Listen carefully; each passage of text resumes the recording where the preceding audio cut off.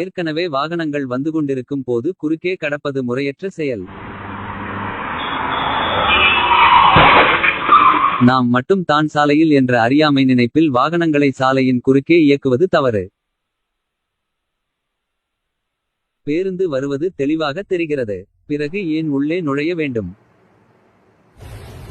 ஏற்கனவே அச்சாலையில் வரும் வாகனங்களை நின்று கவனித்து பாதுகாப்பை உறுதி செய்து அதன் பின் கடந்து செல்ல வேண்டும். இருசக்கர வாகன ஓட்டிகள் கவனத்திற்கு.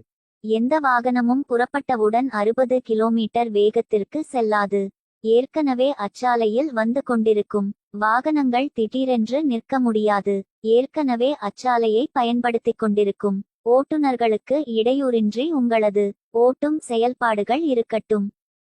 வாழ்க்கை வாழ்வதற்கே நின்று இரண்டு பக்கமும் கவனித்து வாகனங்கள் ஏதும் வரவில்லை என்றால் சாலையை கடந்து செல்லுங்கள். சாலையில் சில மணித்துளிகள் பொறுமை என்பது உங்களது உடல் பொருள் ஆவி அனைத்தையும் காக்கும். வாழ்க சாலை பாதுகாப்புடன்.